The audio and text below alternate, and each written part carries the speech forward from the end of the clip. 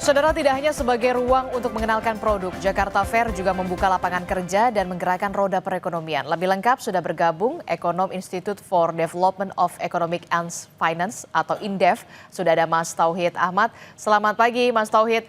Mas Tauhid, kan kita tahu ya melibatkan lebih dari 2.000 perusahaan. Kalau dari Anda bagaimana dengan menghitung soal dampak ekonomi Jakarta Fair 2025? Ya, kalau hitungan secara matematis ya kaitan dengan Jakarta Fair. Kalau langsung misalnya untuk pembelian tiket, transaksi pengunjung, kemudian juga pengeluaran pengunjung, alokasi perusahaan atau Pemda untuk biaya investasi, operasional maupun biaya-biaya lain. Nah, tadi sempat tadi disampaikan Pak Gubernur, transaksi atau pengeluaran pengunjung saja sudah bisa katakan 6 sampai 7 triliun. Dan saya yakin biaya dampak ekonomi langsungnya bisa lebih daripada itu karena pembelian tiket, alokasi investasi dan operasional itu belum dihitung begitu. Nah, bagaimana dampak multiplier ekonomi gitu ya? Kami juga pernah melakukan beberapa simulasi ya untuk momentum-momentum yang lain. Biasanya bisa 3 sampai 4 kali lipat atau lebih gitu ya.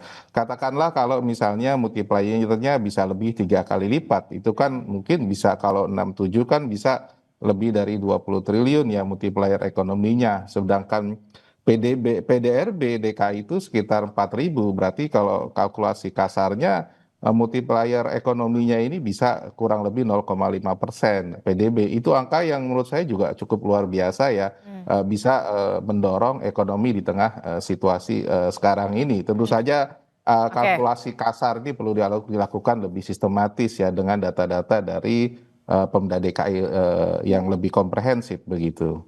Oke. Kita tahu di tengah dampak ekonomi begitu yang saat ini terjadi. Yang pertanyaan selanjutnya kemudian seberapa signifikan Jakarta Fair ini bisa menggerakkan roda perekonomian begitu. Walaupun memang tadi Anda sebutkan ada efek multiplier di sana. Kalau kita melihat akan ada perbedaankah dampak Jakarta Fair di tahun ini dengan tahun sebelumnya? Seberapa signifikan? Ya, kalau kita lihat biasanya kalau kuartal kedua itu pertumbuhan ekonomi Jakarta itu jauh lebih tinggi dibandingkan kuartal satu ya. Kemarin pertumbuhan ekonomi Jakarta itu 4,95. Biasanya bersama dengan momentum ekonomi yang lain, kuartal kedua akan tumbuh. Nah, ini menjadi satu stimulus ya untuk ekonomi Jakarta lebih baik biasanya di sampai kuartal kedua. Mungkin meskipun sisanya juga ada di kuartal 3 karena pelaksanaan sampai bulan Juli begitu. Saya kira lumayan lah ini menambah meskipun kita tahu situasinya ada dua hal. Yang pertama, daya beli masyarakat lagi tidak dalam kondisi baik-baik saja ya. Betul. Yang kedua adalah penyelenggaraan ini berkurang ya seminggu ya dari 33 hari menjadi 25 hari. Nah, memang khawatirnya tadi putaran ekonominya agak sedikit meleset dari perkiraan begitu. Tapi ini tetap bisa mendorong momentum tambahan konsumsi masyarakat begitu. Tapi Anda optimis kemudian kalau kita lihat Gubernur Jakarta Pramono Anung ini kan targetnya nilai transaksinya di Jakarta Fair ini bisa meningkat 7,5 triliun rupiah. Nah, kalau Anda memprediksi apakah ini akan tercapai target dari Mas Pram? Mungkin meleset sedikit ya kalau saya lihat Oke. itu kan baseline-nya kan tahun 2024 di saat pada saat itu euforia pemilu, konsumsi banyak, bantuan sosial lebih banyak dan sebagainya sehingga dan kedua katakanlah pasca Lebaran masih banyak orang yang kemudian memiliki uang. Ini kan sudah agak jauh begitu ya. Jadi saya kira ini agak berbeda dan saat ini juga situasinya pada orang harus membayar biaya sekolah anak-anak dan Betul. sebagainya. Jadi alokasi ini agak sedikit berbeda dibandingkan kuartal 2 2024 yang lalu begitu. Oke, ada sedikit perbedaan begitu ya dibandingkan dengan tahun sebelumnya. Kita bergeser sedikit, kan kita tahu komposisi Jakarta Fair di tahun 2025 ini 45%-nya ini diisi oleh UMKM. Nah, UMKM ini mengambil peran. Bagaimana dampak Jakarta Fair ini ke perkembangan UMKM, Mas? Khususnya di Jakarta Fair Ya, 2025.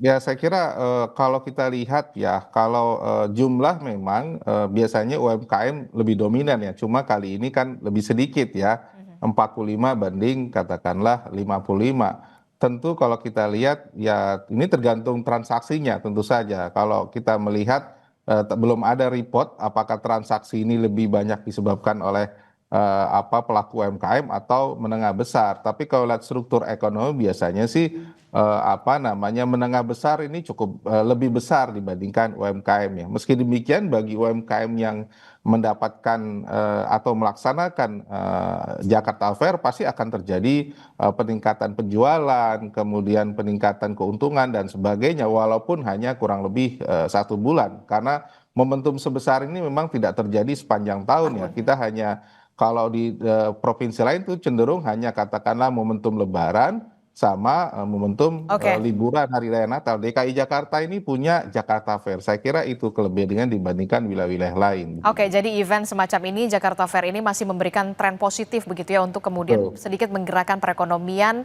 dari Indonesia dan juga Jakarta khususnya terutama untuk UMKM. Terima kasih ekonom dari Indef, Mas Tauhid Ahmad telah bergabung bersama kami. Sehat selalu Mas. Assalamualaikum, selamat pagi. Waalaikumsalam, selamat pagi. Saudara, informasi penting lainnya masih akan kami hadirkan usai jeda. Jadi tetaplah bersama kami dalam Sapa Indonesia Pagi.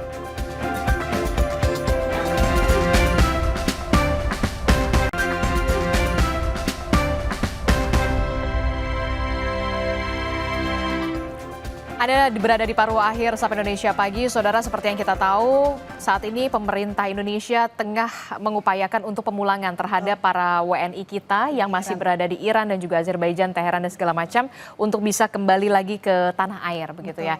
Rencana hari ini dan prediksi ketibaan tuh besok kita akan lihat seperti apa. Ditambah lagi Disti dengan tadi ada breaking news terkait dengan Nadiem Makarim yang saat ini diperiksa di Kejagung. Kita akan juga saksikan terkait dengan pemeriksaan seperti apa dan tentunya selengkapnya bisa Anda saksikan di program Kompas yang nanti sekitar pukul 11 siang, Disti. Oke, dan informasi tadi sekaligus jadi penutup jumpa kita di Sapa Indonesia Pagi hari ini. Terima kasih sudah menyaksikan.